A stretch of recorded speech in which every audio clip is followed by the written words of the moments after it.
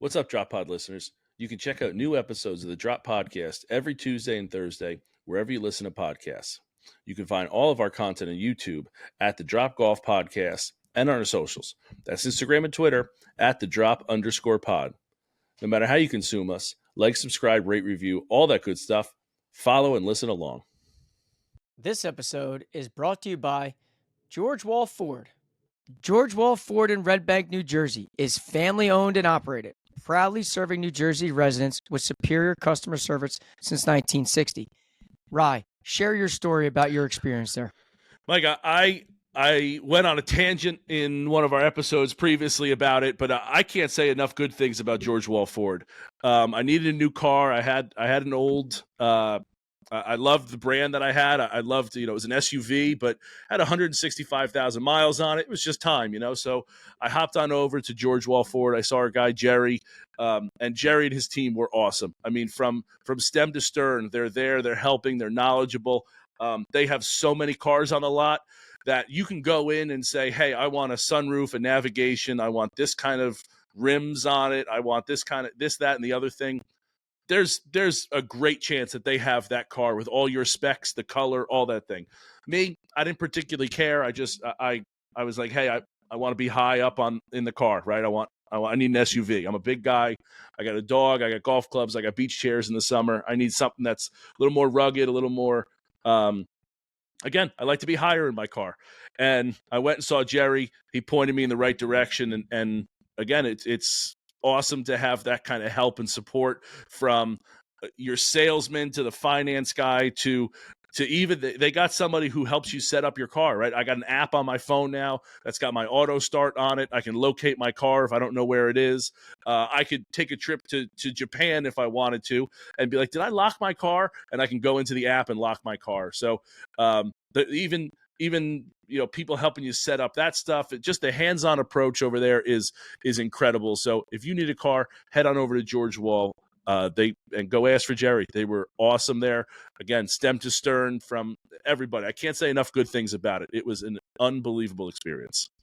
So to Ryan's point, there isn't a better place to shop for a brand new car.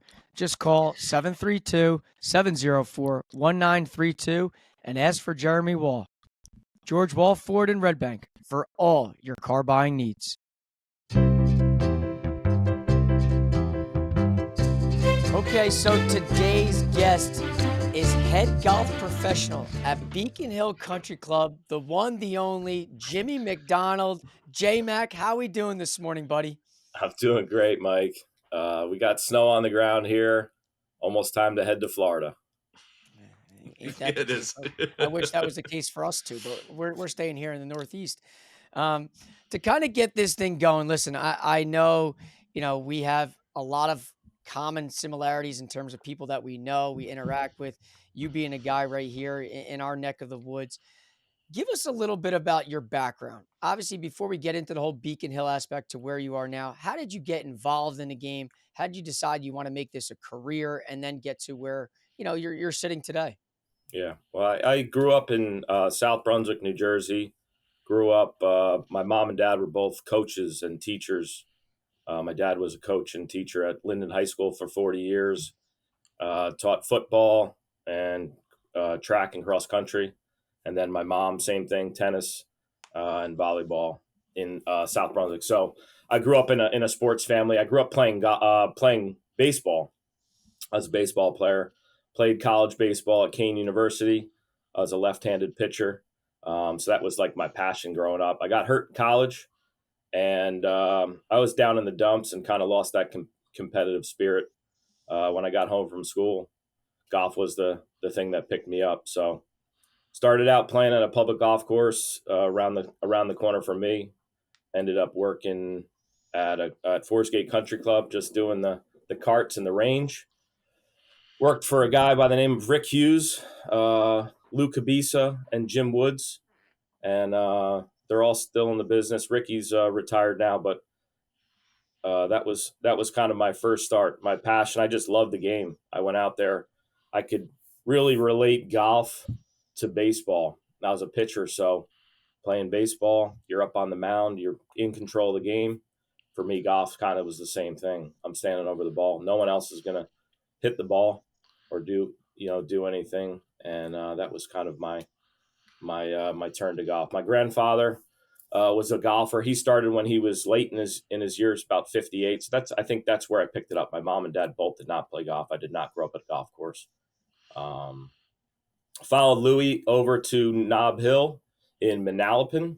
I worked under Lou Cabisa for 6 seasons there. Worked my way.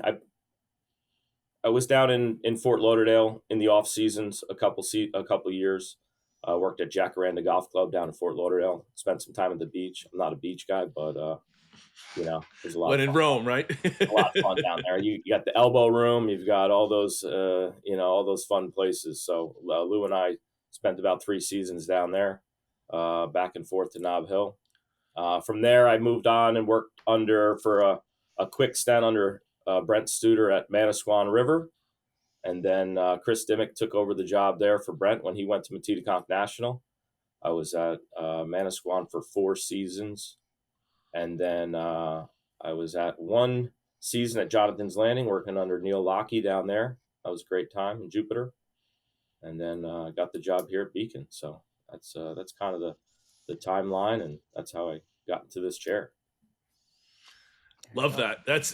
There's some places around here, man. I didn't realize that you were like not a golfer growing up and baseball player. It's funny because baseball is a team sport, but pitcher is really the position where you're the individual in a team sport, whereas all of the team sports have your teammates are more involved. So that's pretty interesting there. Yeah, I mean, I guess I was a little bit of an athlete. I was terrible at basketball. I was terrible at football. My dad was a football coach. That's the only reason why I played football. I got hurt my sophomore year and couldn't wait to not play ever again. I kind of tore my knee up, and he was like, "Hey, you don't have to play football anymore." I'm like, "Thank God." That's tough. I was a tight end. I was slow. I couldn't jump. So kind of. Baseball was the thing for me. I didn't throw that hard. I was kind of a spot pitcher. Had a decent couple starts in college, but when I got home, I was like, man, this golf thing is pretty cool. I really love it. Go ahead. How late in your career did you get hurt at Kane? It's going into my junior year. So my sophomore year in the summer, I got hurt. So after college, I was supposed to get surgery. I walked out of the doctor's office and said, "No, I'm not doing that." Yeah. So, what made you decide to say, what was the turning point that you said, as much as you love golf and it was fun and there was similar qualities to baseball and being on the mound, when did you decide, like, you know what, I'm going to make this a career? Because I think that's kind of the interesting thing that Ryan and I have found talking to a lot of guys that is in your position, because you do love the game of golf. But making it a career is also something different. Like, we love to play, but it's not a career for us. When did you decide, you know what, this is going to be my gig? I think playing the game, competitive golf, tournament golf, that was pretty much the in for me. That's what I really wanted to do. I always competed. So competing in golf was like just taking over a different sport and competing. Once I saw kind of how Lou conducted himself around the club, around the members, how much fun he had, that was when I really knew. At Forest Gate Country Club, the members were great. I played with the members on the weekends after my shifts. They accepted me, even though I was an outside service guy. Before I became an assistant there, they accepted me as like a little bit of a player. So being around the club, being around the membership, anywhere you go, the membership's always going to be phenomenal. As you guys know that. And you're going to hear that a lot from my colleagues and pros around the area. Nob Hill, great group of guys. Forest Gate, great group of guys. Manasquan, great group of guys. Beacon, great group of guys and girls. Can't great people all around. Yeah. Tired of your sock drawer looking like a 50s television show? Then it's time to try socks by Leverett US. With their vast array of color options and superior design, it's the only sock that you will ever need. Whether you play golf, tennis, pickleball, or are just on your feet all day, Leverett socks will enhance every step you take. Made from 97% nylon and 3% spandex, Leverett socks offers advanced moisture-wicking technology, odor-resistant fabric, durable and elastic construction, exfoliation components, and a blister-proof design. The performance of the socks are unparalleled in the market today, and they by far have the most color options in the business. Whether it is a holiday, seasonal, or event based, Leverett US is consistently expanding their color options and designs. For those golf professionals, business owners, and merchandisers out there, Leverett US also offers a custom sock option. Fully customize your sock from heel to toe. With your logo on the sock and on the packaging, they are a perfect way to promote your business or make a nice margin in your shop or retail store. Throw a little text on the back heel and really take your custom sock to the next level. Leverett US is the only sock company you will need to address the one missing fashion piece in a person's wardrobe. For more information on Leverett socks, go to www.leverett.us or check them out on Instagram at LeverettUS. And don't forget, your outfit's not complete without Leverett on your feet.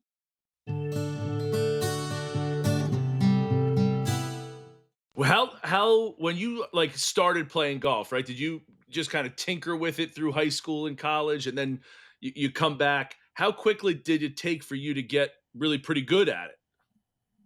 Yeah, I'm not as good as some of these guys, but when I first started, I think I shot even par on 9 holes with my brother and our friend, and I didn't even have a set of clubs at the time, so I was probably 23 years old, and I shot even par on 9 holes, and that's where I was like, wow, this is pretty cool. It wasn't pretty, but I just kind of got the ball in the hole. So that was it. I really enjoyed playing the game. I'm not a big practice guy.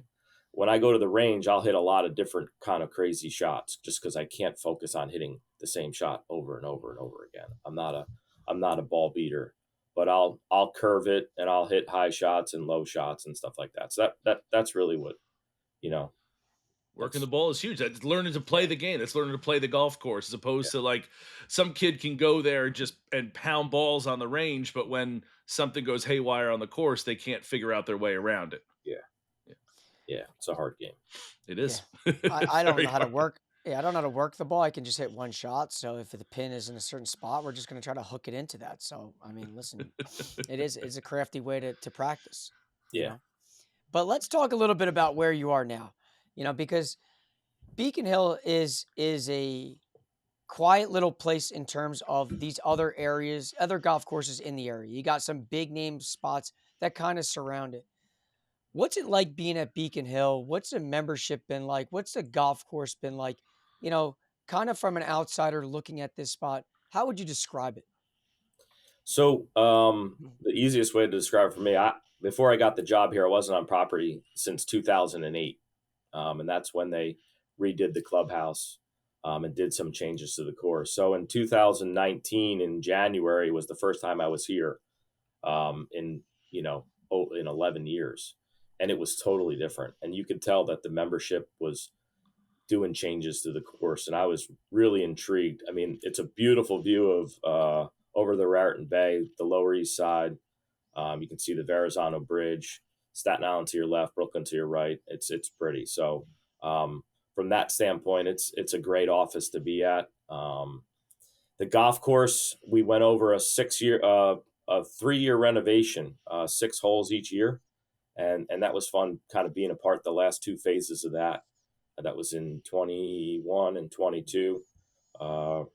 19 to 20 was already kind of in the works for me. So that was fun being a part of. But we're 90 acres. The golf course, which 9 holes, was originally built in 1899.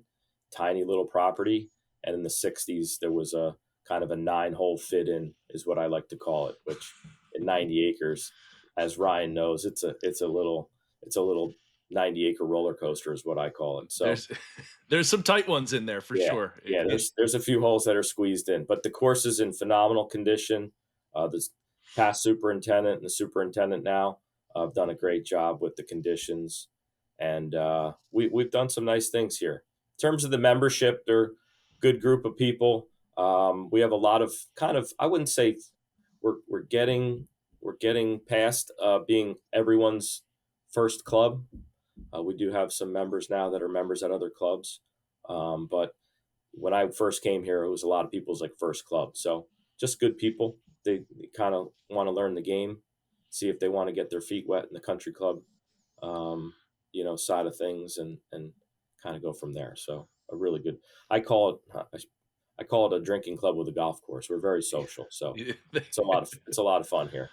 It's that's for sure. And Jim, I talked about the Black Friday thing that we did. I had mentioned that on the podcast here. I talked about it, and I've talked about some of the other times I've been out there, but it really is a social club that has a golf course. Your membership really does enjoy themselves out there for sure. Yeah, they love the tournaments here. Black Friday is a really fun one. It's I think a lot of clubs do it. It's more of like a end of the season cross country. Yeah. But what we do, and unique to our place, is we kind of go back to the roots of the original 9 holes. And the second hole here, or it's been redone so many times. The second hole, originally they played across the street to 13 green from the 6 tee box. If anyone hasn't played here, in the regular routing, we do play across the street on 17, which is always unique to people. For all you guys and girls haven't been there are no power lines there, so there's no like do-overs or anything like that. So, but yeah, it's a very unique property. It's a tough little challenging golf course, and we're really proud of it here. I think another thing I thought was kind of unique is this year for you guys was your 125th anniversary, and I think that's a big time milestone in terms of talking about a club being around for that long, and then obviously kind of evolving throughout and changing things up to keep up with the modern day golf. What was that 125th year for you guys like? The celebration, the aspect of like just truly enjoying and appreciating its tradition. Yeah, it was really cool. It started off, all the planning starts a year out. So they planned for the 125th gala, which was a huge hit. That was in September. We hosted for the first time that I've been here a pro member. So I invited like 18 of my friends and colleagues from around the section to play in a pro member. The members loved it, so that was really cool. We were asked by the New Jersey State Golf Association to host the Senior Amateur in September, so that was a really big event for us as well, and I think one of the biggest events we've hosted here. So that was really neat to do that. Along with that came some other things that were put on our plate, which are memorable, like Happy Gilmore 2, and obviously our Highland Cup, which is our biggest event of the year. It's our Ryder Cup. So yeah, it was pretty neat. Yeah, I think that hosting that senior am goes to show as you said, the superintendent previously and the new super, how good the course is. It's in great shape every time I've been there. It's getting the recognition that maybe it didn't previously for being on only 90 acres, and having some holes that are kind of squeezed in. It really shows that you guys are doing a great job there. Yeah, I mean, alongside the architect Jim Nagel and Tim Meyer, who's at Hamilton Farm now, and Graham and the golf committee and the board, we've really done a nice job. We've hosted 2 years ago. We hosted a qualifier, state open qualifier, which I didn't even qualify for. The place was tough. It was firm and fast. We got a lot of compliments. I think that was Tim's kind of job interview to maybe get some books elsewhere. So kudos to him. But yeah, it was great. We got a lot of compliments from all over the area about the course setup and the conditions, and the host. I mean, and hosting it. Mm-hmm. It's kind of a unique place. We've got music on the putting green. The pool bar and the pool is kind of a nice kind of background for everything. So it's a neat spot. I think that, when you're talking about like kind of expansion and things of the golf course improving, talk about the new practice facility, because I know that recently opened, and I've seen pictures about it, and all the different targets that you have out there with Top Tracer technology. Talk a little bit about your new range that you have over there. Yeah, so we've struggled with a range, and that was something that I think for the last 40 years has been a topic of discussion. We finally broke ground on it after kind of a challenging issue with some. We had to remediate some soil, just curveballs and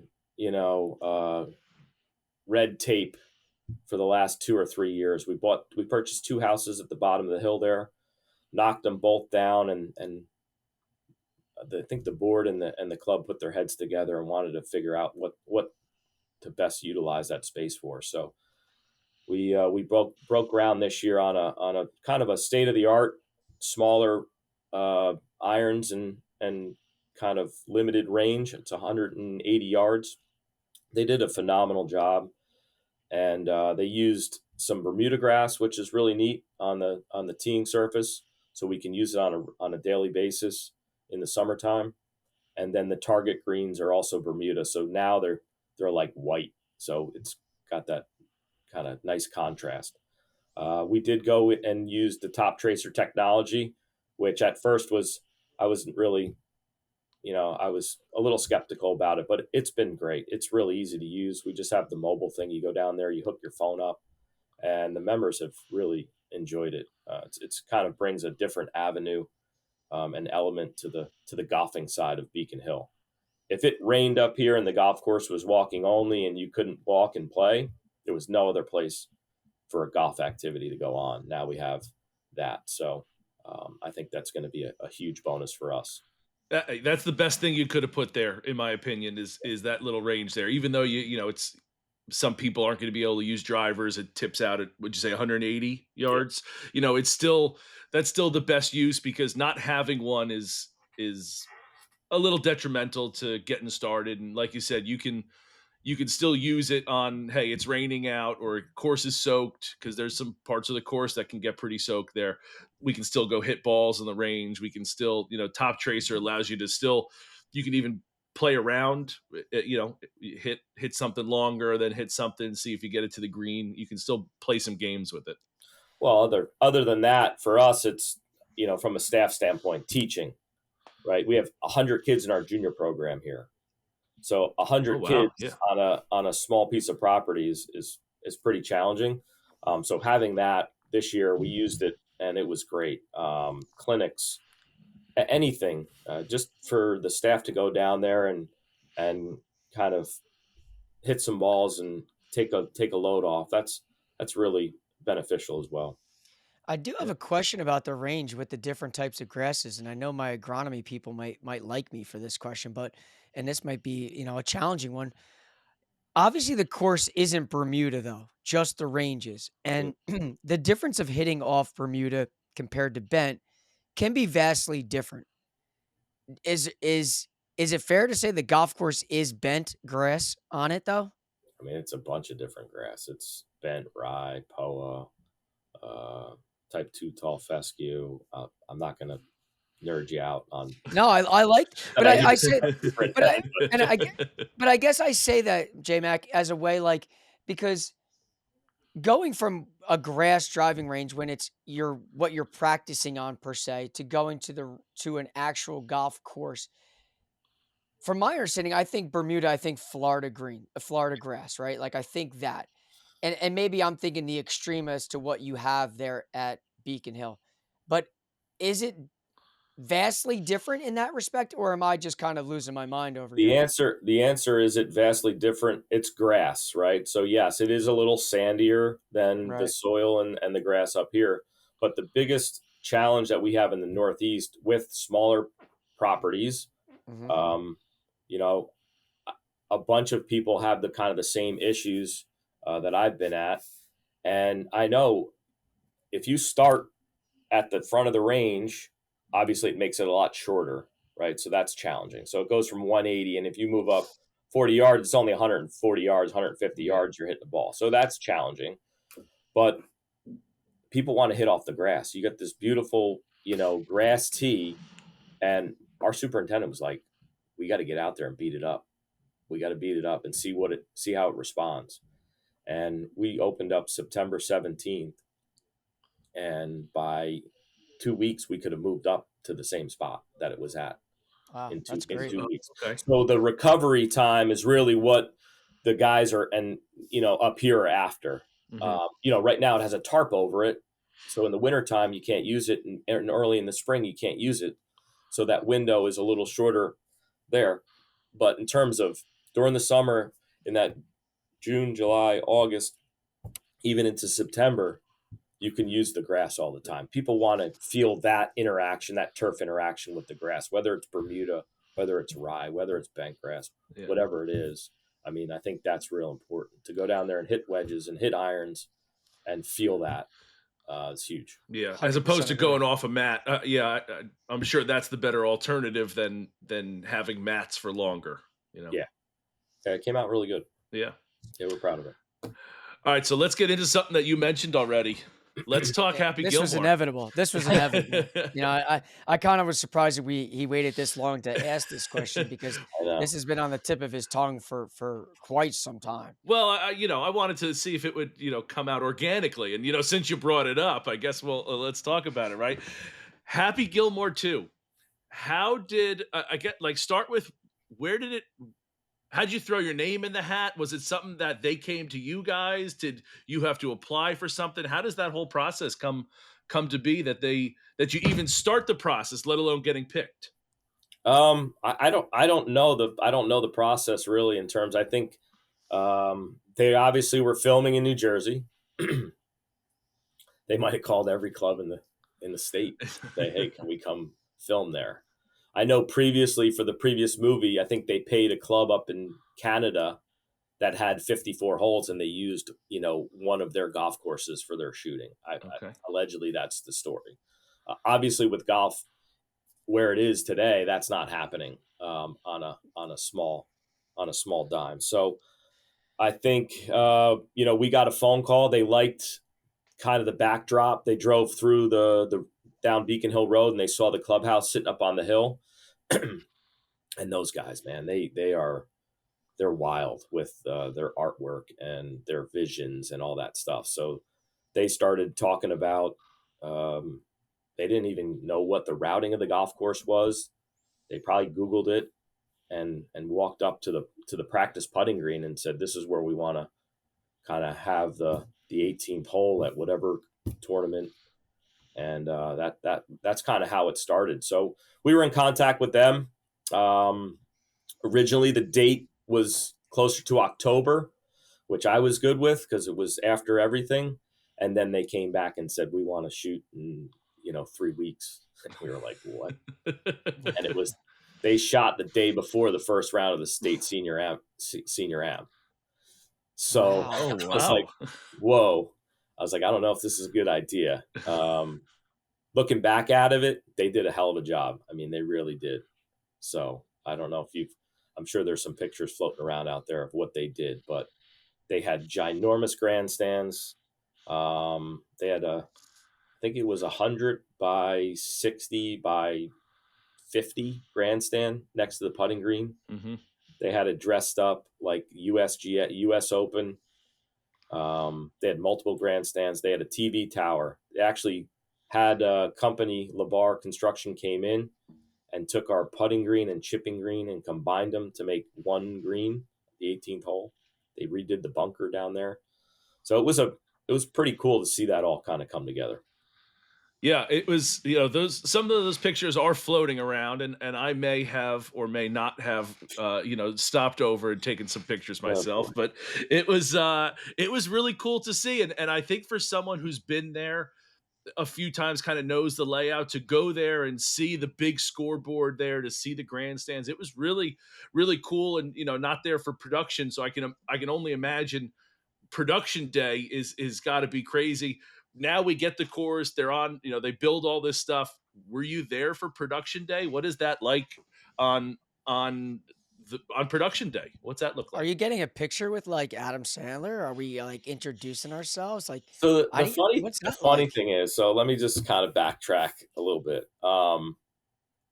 They're filming for an entire day for like 12 minutes of the film. It's insane. So But that goes back to like how they planned it, right? So they knew, I want the end of it here. That's the ending scene's going to be like 12 minutes long, but we're going to do all this production for just that short. That's really cool for them, that vision, like you said. I showed up one day before they had anything up. There was 60 people walking around the putting green. I'm like, what is going on? This is wild. And I kind of walked over, and the president of the club was there, and superintendent and GM were there. And I was just kind of listening like a fly on, you know what? And I was just like, what's going on here? So it's amazing, kind of how it all comes together. So, but I wasn't there for production day.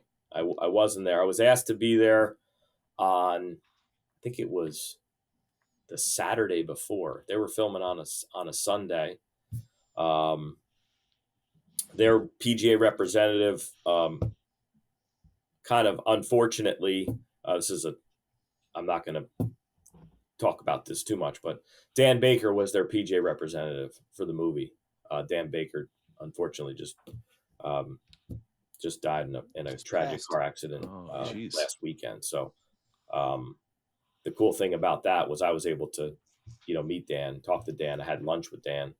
So it was really nice to meet him, but he did an awesome job with finding the cast, making sure his job was to make sure that it was an authentic looking PGA tournament. So that was really neat, but I wasn't there for production. He asked me to be there on Saturday, and I had actually had a dentist appointment on Monday, so I wasn't able to be there, but a bunch of the employees and members were there, and we had 200 people in the cast as extras.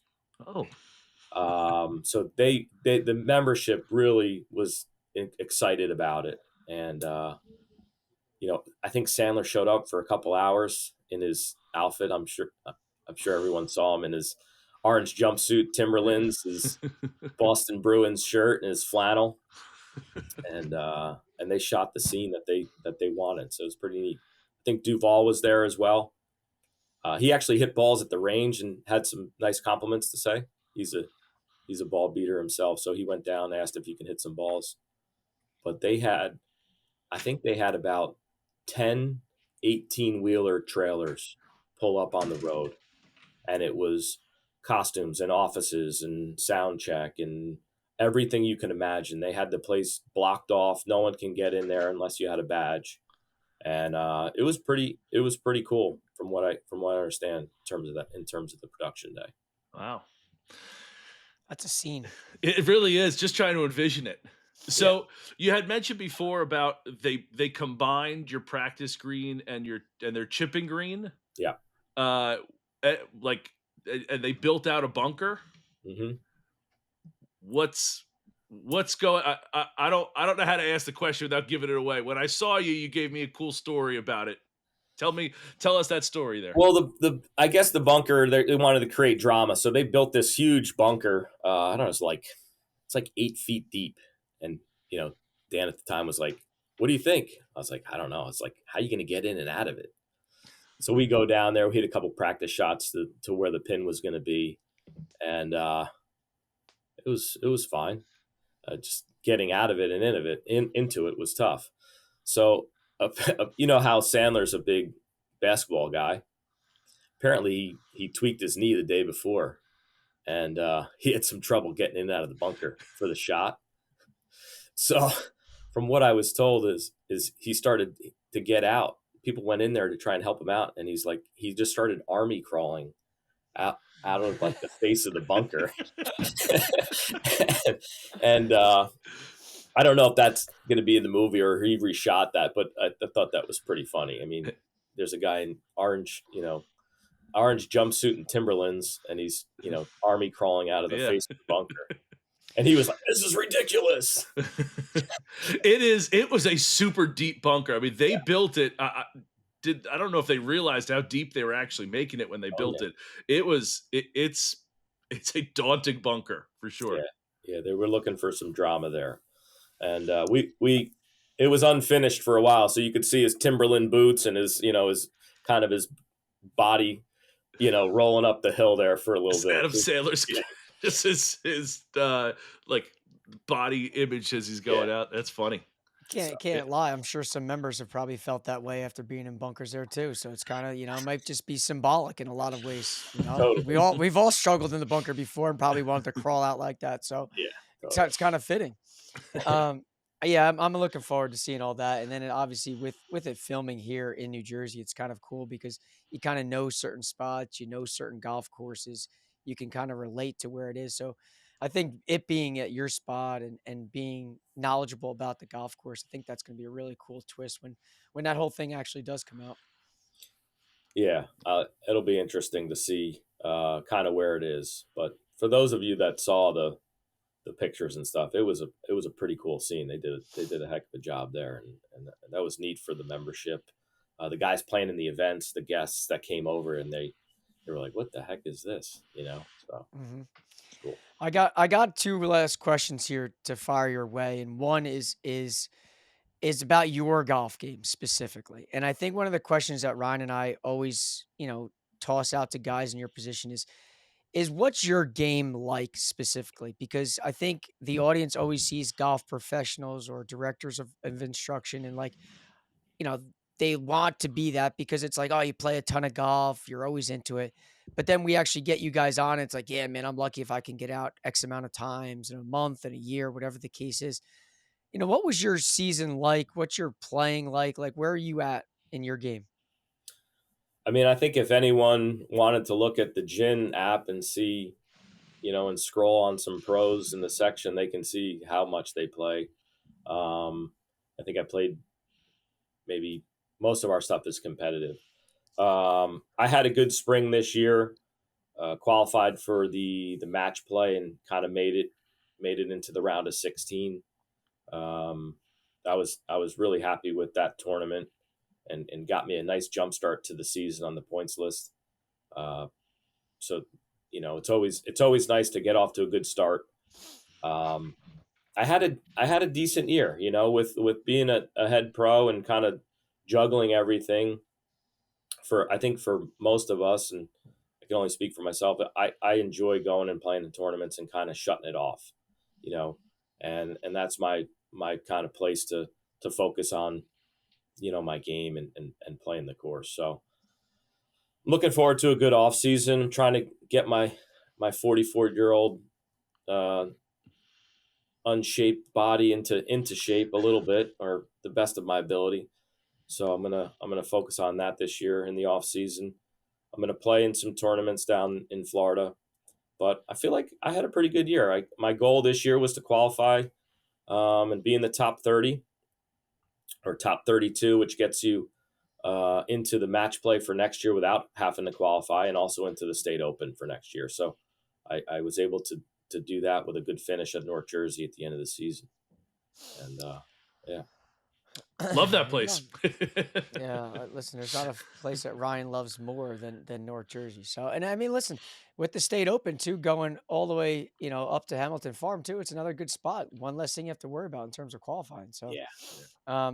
I got my last question here that I always like to ask guys in your position too is, if you got an opportunity, if an audience member got an opportunity or an invite to go to a specific spot here in the state of New Jersey, and they had to drop what they're doing, ask their wife or significant other for like a get out of jail free, what's that course for you? But it can't be Pine Valley and it can't be your home club at Beacon Hill. What's that one spot they got to just say, hey, listen, can I go?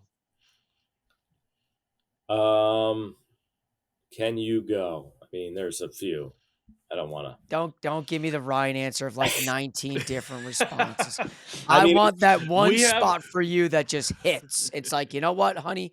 I got invited to beep. I got to go. Yeah. What is it? I mean, my favorite 9 holes in New Jersey is the back 9 at Somerset Hills. I don't know why. It's just a really cool walk. It's a great place. That's my favorite 9 holes. But I think if I was to get out of jail free, it's probably either Bayonne or the composite course at Ridgewood or Plainfield. It's hard to leave any of them out, really. Dude, I here we go. did the I mean, Ryan. listen, I know. I'm looking for that I 118 appreciate hole. that. Yep. No, I mean, that's J-Mac, he's this was the going 1A, so well. This was 1C, going so 1C. well. They're all number one. This was going so well. I mean, now you're going to give me Bayonne Golf Club. That's what I'm talking about. Thank you very much. It's a bucket list spot. Go shoot 84 at Bayonne, and you can't wait to tell your wife about how many times you hit it out of the fescue. Listen, I've been saying since we started this podcast in October of 22 that is my bucket list dream spot that I need to find a way somehow, some way to play. And you got to sign up for a pro-am. Oh yeah. Okay. Post one every year. I know. I'm just trying to go up there and just lose my fair share of golf balls. It's cool. It's a really cool spot. It's a really cool spot. Yeah. All right. Well, Bayonne, there you go. That's what everyone says about it. One day. J-Mac, what someone who plays as competitively as you do, and at the as like you said, we're playing competitively nowadays. What are some of your habits or quirks that you have before teeing off? Like, what are you doing that you need to have? Like sometimes golfers, we've had guys answer like, I got 3 tees in this pocket. Dimmick doesn't tie his shoes before the first tee. Like what are some things that you got going on there that are again, I call them habits or quirks that we might have. Dimmick doesn't tie his shoes? Not till the first tee. I don't. Does he change his shoes in the parking lot? That's the real question. He says he walks around with his shoes. The answer is no. I know, Chris, but I don't really have too many. I guess I'm more of a laid back kind of guy on the range. I should probably be a little bit more serious when it comes to that, but I'm pretty laid back. I don't really have too many quirks. I mean, maybe just my routine of, I'll putt a few before I go. But nothing comes to mind. You don't put like a certain number of tees. You just grab and go. A quarter could be 1995. Yeah. I mean, if you're thinking about it too much, it's like, what are we doing? Just go play. Okay. So not a superstitious guy. That's good to know. I think with golf, no. Maybe I don't know. No. Okay. Good for you. I wish I could live that carefree, just happy-go-lucky life. Because I'm going to go shoot 78. It's not like I'm going out there shooting 65. Listen, I think I'll sign up for 78. I'll sign up for that. And I want to shoot 65. So let me ride the head case roller coaster. Yeah. I mean, what I would say most of the time is you're always going to see a hat on my head that's going to represent, where I'm working. I think that's probably the biggest thing for me. It's usually a white hat with the Beacon logo on it, or a navy hat. I'm pretty simple when it comes to that stuff. Man, I wish I said had it off demeanor. camera. It's a great logo. I wish I had your demeanor. Laid back, calm, cool, collective. Man, I am like.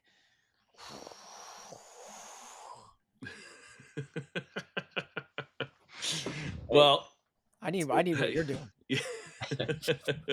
I run cold, man. I don't know what to say. Mike's running the opposite way. I'm hot. He wakes up boiling. Yeah, listen. This is like mid-afternoon for someone like me. Yeah, I think I'm just, I'm really happy with where I'm at, and I've got a great staff and a great team and great support at the club. So, I mean, just being out there, playing in those events, being able to tee it up and compete a little bit is exciting for me. Love that. Love it. Hey, yeah. Well, J-Mac, thank you so much for jumping on and yucking it up with us for a little while. It's really been fun. Every time I come to the club, I do enjoy. You guys are doing a great job over there. As you said, the membership is great. I really enjoy it over there. You guys are doing great work. So thank you for all your hospitality whenever I come over, and thank you for jumping on with us. This was awesome as well. Sorry, Mike. You Yeah, know, no, I mean, maybe we get you an I'll send you invite. my number. I'll send you my number. Maybe I could be included in this little group text you two have going on. But one day. Mike, anytime, but just don't use the top tracer at Beacon. Why? I don't want the tracer that you guys used at. Yeah, you like my shot tracer? Even if it doesn't look good, I try to get it on there to make it look What good. happens if you hit the big high ball? We just draw the Just draw edit. in there. Listen, you say that, and I'll be honest. I am very transparent. When I put the shank on from Plainfield, it was a cold hard shankopotamus, and to this day, Ryan said to me, he's like, "You're really gonna put that on there?" I said, "I am putting it on there." When did So you play there? in the summer? I filmed Mike Versus on the 11th hole, That coming off number 10, birdie on 10, feeling good, about to go low the back 9, get to 11, pitching wedge in hand, cold hard shank off the tee, make a sweet 7 or 8 on the hole. Kudos to Plainfield, man. I played there in an Evans scholarship event this year. I know they hosted the Met Open and or the Met Am. Man, that place was perfect. It's really good. It's a hard golf course. Very hard golf course. But listen, we'll get together soon enough. I'll venture north up to there and kind of get to see you in person, pal. Yeah, maybe Ryan can kind of invite you as a guest of the guest. Yeah, again, I'm a pseudo member, another place pseudo member at. So yeah, he's got a lot of those memberships. But he was dropping business cards at the Black Friday scramble on the tee boxes. The guys working, man. That's what we're about, man. Try to get the word out. But get the stickers going. Yeah, I appreciate it, pal. All right, boys. Great talking with you.